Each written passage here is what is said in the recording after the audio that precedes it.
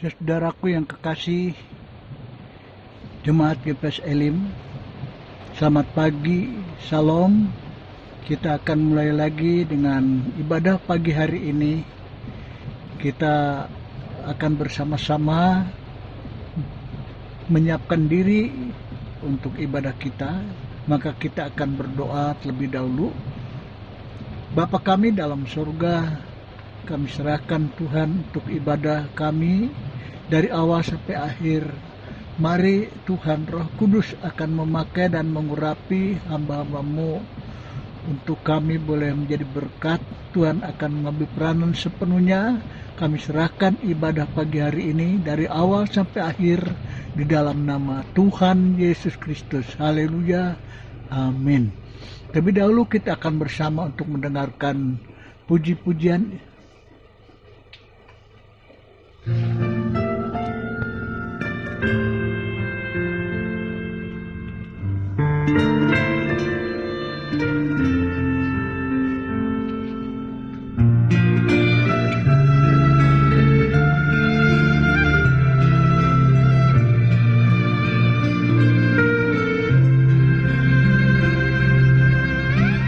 Allah yang bela,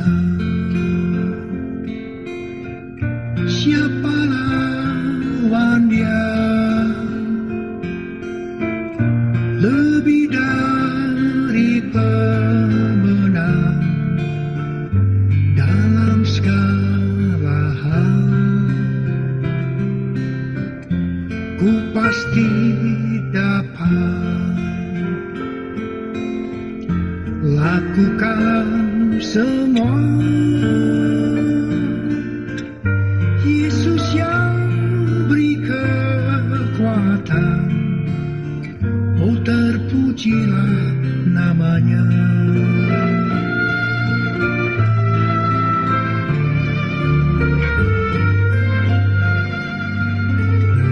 Allah yang bela, siapa lawan Dia? Lebih dari pemenang dalam segala hal. Ku pasti dapat lakukan semua. Yesus yang beri kekuatan, oh terpujilah namanya. Ku pasti dapat, aku pasti dapat lakukan semua. Lakukan semua. Beri kekuatan, oh terpujilah namanya.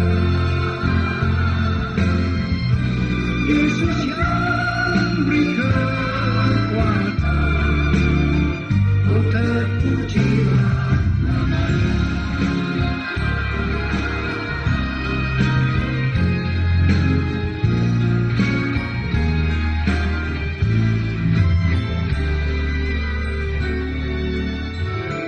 Ya Tuhan, ku percaya, aku percaya. Lewati lembah air mata, aku percaya. Firman-Mu ya dan amin, aku percaya. Kemenangan sudah Kau jamin, aku percaya. Ya Tuhan, ku percaya, aku percaya. Lewati lembah air mata, aku percaya.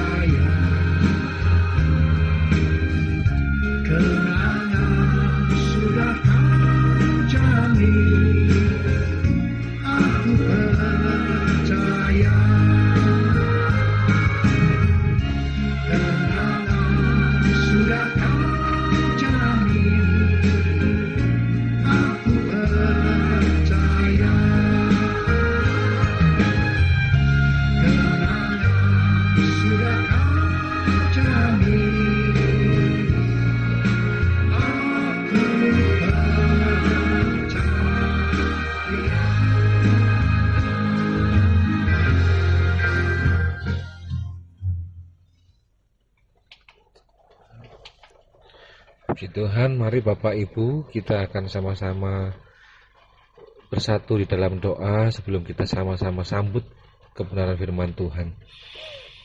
Bapa yang baik, Bapa yang kami sembah di dalam nama Tuhan Yesus Kristus, kami bersyukur pagi hari ini kami boleh menikmati udara yang segar, kami masih boleh bernafas, kami masih boleh beribadah, kami masih boleh merenungkan firman-Mu.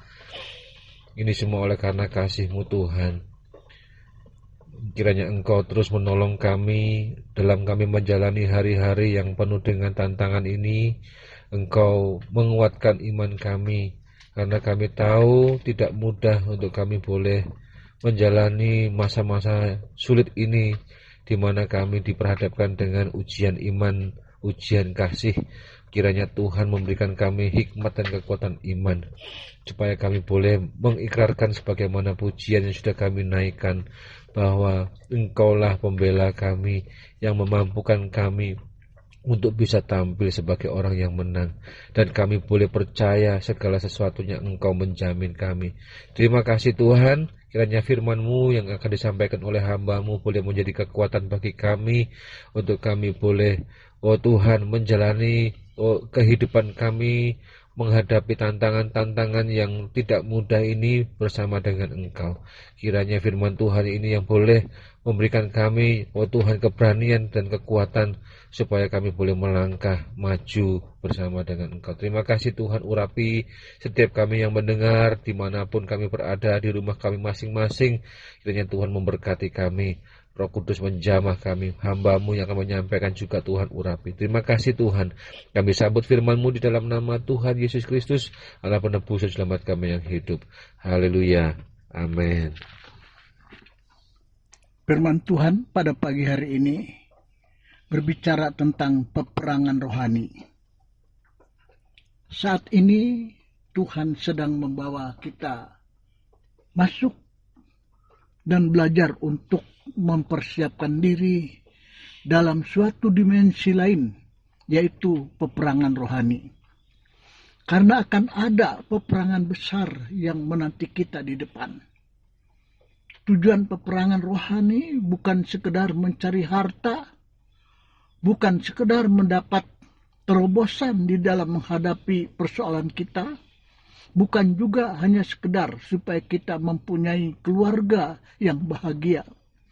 Tujuan peperangan rohani yang sebenarnya adalah untuk mengambil dan membawa seluruh bangsa datang kepada Tuhan.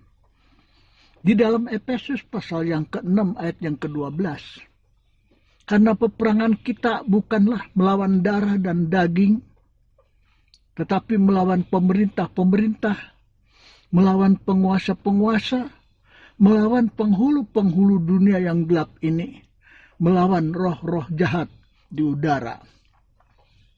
Banyak di antara kita saat menghadapi hal yang tidak mengenakan buat daging kita, kita marah dengan Tuhan, merasa Tuhan itu tidak adil, dan kita berontak terhadap Tuhan. Di saat itulah iblis tertawa atas hidup kita.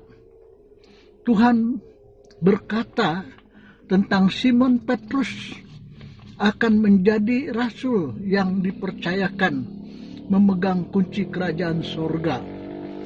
Maka di mana iblis mengambil kesempatan untuk menampi Simon. Setiap kali seseorang mulai diangkat, ketika Tuhan berkata, ini adalah pilihanku, maka iblis akan menuntut orang itu masuk dalam suatu ujian peperangan. Ujiannya adalah apakah di saat kita menghadapi masalah dan hidup kita jadi taruhan, kita dapat bersyukur dan tetap mengasihi Tuhan. Di dalam 1 Petrus pasal yang ke-5 ayat yang ke-8, sadarlah dan berjaga-jagalah. Lawanmu si iblis berjalan keliling sama seperti singa yang mengaum-ngaum dan mencari orang yang dapat ditelannya. Ini berarti bahwa ada orang-orang yang bisa ditelan iblis dan ada yang tidak bisa ditelan iblis. Satu hal yang harus kita ingat, bahwa dalam setiap peperangan pasti ada jarahan. Oleh sebab itu, jangan pernah putus asa dan menyerah di dalam peperangan. Iblis akan berusaha untuk menjatuhkan bintang-bintang di atas, yaitu orang-orang pilihannya Tuhan. Kebanyakan orang Kristen masih dapat bertahan pada saat mereka sedang menghadapi suatu tekanan. Akan tetapi mereka tidak dapat bertahan pada waktu dipikat dan ditipu oleh iblis lewat segala sesuatu yang dia coba tawarkan dan sodorkan kepada kita. Hari demi hari adalah peperangan. Sadar atau tidak sadar, harus kita hadapi. Ini bukan suatu permainan. Akan tetapi ini akan menentukan banyak hal di dalam hidup kita.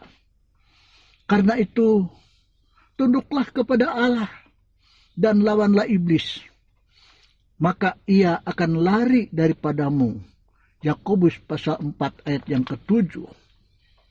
Dasar utama peperangan rohani bukan karena kekuatan kita, tetapi oleh karena kasih karunia. Saat kita tinggal di dalam kasih karunia, maka kita akan dapat bertahan menghadapi iblis. Bagaimana kita dapat tinggal di dalam kasih karunia? Hanya ada satu jalan, yaitu dengan cara kita menundukkan diri kepada Allah. Iblis dan Lucifer tidak dapat dikalahkan dengan kehebatan atau kesombongan, melainkan hanya dengan kerendahan hati. Kadang-kadang kita berpikir peperangan rohani harus begini, harus begitu. Poinnya adalah tunduklah kepada Allah dan lawanlah iblis.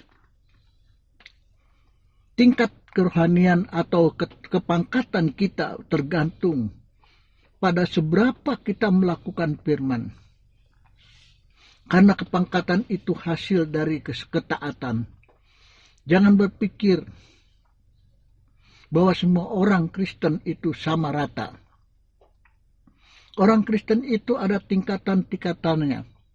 Seberapa tinggi pangkat yang kita capai, itu akan menentukan seberapa besar otoritas dan perkara yang Tuhan bisa percayakan di dalam hidup kita.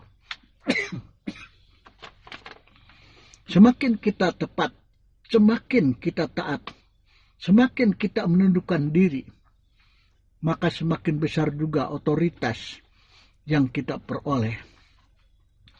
Ada banyak orang Kristen hanya mau melakukan firman yang mereka suka dan yang masuk akal dan yang biasa-biasa. Jangan pernah kita berpikir bahwa ketaatan itu mudah. Justru sebaliknya, ketaatan itu mahal harganya. Kenapa para nabi di dalam Alkitab memiliki otoritas yang sangat besar? Karena mereka semua mau taat dan bayar harga atas setiap apapun yang Tuhan suruh di dalam kehidupan mereka. Di mana pada akhir akan muncul segolongan orang yang bangkit menjadi terang di tengah kegelapan dunia. Dan kita adalah generasi yang akan dibentuk menjadi pasukannya Tuhan. Dan menjadi generasi kunci yang tidak akan pernah ada lagi. Seleksi Tuhan di seluruh dunia akan sangat ketat sekali. Oleh karena itu, buat api Tuhan selalu ada di dalam hidup kita. Selama kita berjalan mengikuti Tuhan, maka kita akan menikmati kemenangan demi kemenangan. Tetapi begitu kita keluar dari barisan dan tidak mengikuti tuntunan Tuhan lagi, maka kita akan memasuki padang gurun, mengalami satu kekalahan. Bagi setiap orang yang santai, yang tidak pernah mau menyiapkan diri untuk berperang, tidak mendengar suara Tuhan dan tidak mau sungguh-sungguh masuk dalam rencana Tuhan, maka cepat atau lambat pasti akan hancur. Pilihan ada di tangan kita, siap atau tidak siap. Kita semua dipanggil untuk berperang. Biarkan Tuhan berdaulat atas hidup kita. Sekalipun penyerahan tidak pernah enak dan ketaatan akan semakin terasa berat, berjalanlah terus dan terus. Maka akhirnya kita akan melihat kemuliaan Tuhan dinyatakan atas setiap kehidupan kita. Puji Tuhan. Biar firman Allah ini akan menuntun kita masuk di dalam ketaatan untuk kita makin rendahkan diri, menundukkan diri di muka Tuhan. Sehingga Tuhan akan menyatakan otoritasnya di dalam setiap pribadi kita. Dan kita akan menjadi umat yang selalu berkemenangan. Amin. Mari kita akan berdoa. Terima kasih Bapak untuk firman yang sudah disampaikan pada pagi hari ini. Biar Tuhan meteraikan di dalam kami, bahwa kami masuk dalam pasukannya Tuhan untuk kami berperang melawan segala kuasa-kuasa kegelapan. Kuasa-kuasa yang mencoba menghancurkan kami dengan berbagai macam cara sekalipun. Apalagi dengan wabah corona, penyakit yang ada sekarang ini. Kiranya Tuhan akan campur tangan, karena kami tahu bahwa Tuhanlah akan menjadi panglima perang kami untuk membela dan menolong kami. Tuhan, terima kasih Bapa. Berkati jemaat Tuhan untuk kami selalu dipimpin dalam perjalanan hidup kami untuk terus kami berperang melawan segala kuasa kegelapan dan meraih kemenangan dan kemenangan. Terima kasih Bapa, kami bersyukur untuk semuanya ini di dalam nama Tuhan Yesus Kristus. Amin.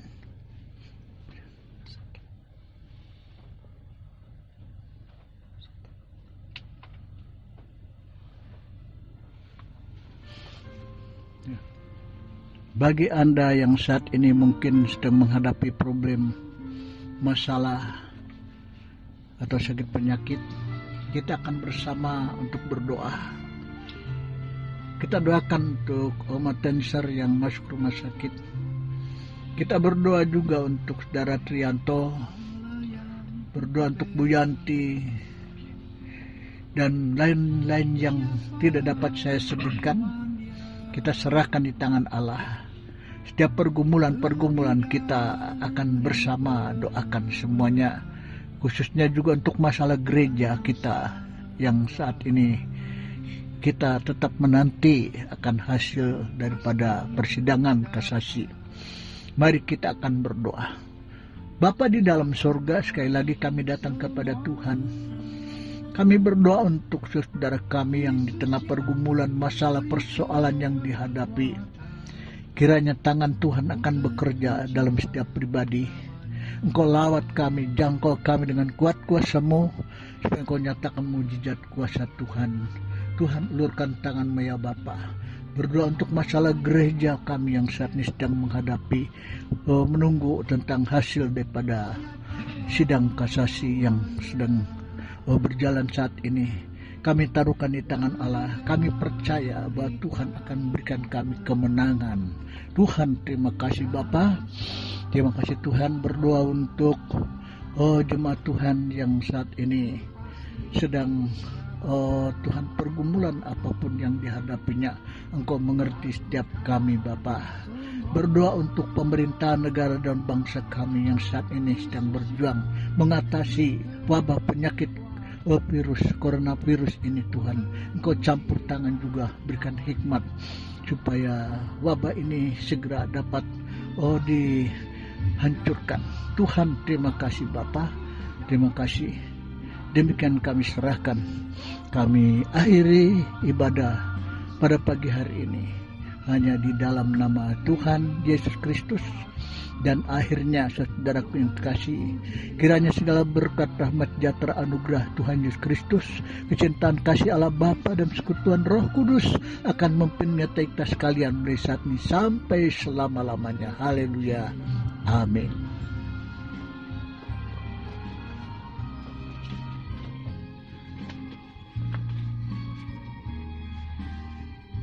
Saya mengharapkan Bapak Ibu sebelum mengakhiri, saya akan mengingatkan terus bahwa jangan kita untuk meremehkan wabah corona yang saat ini sudah banyak memakan korban, terutama di kota Malang ini juga.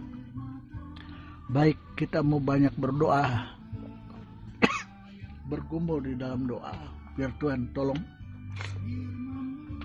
Kita mau terus bersukacita, memuji Tuhan. Jangan kita ada di kerumunan orang banyak dan selalu pakai masker. Hentikan keluar rumah jika tidak perlu dalam 1 bulan ini. Sering-seringlah untuk cuci tangan dan mandi yang bersih dan menjaga kesehatan. Sekian dan terima kasih. Tuhan memberkati.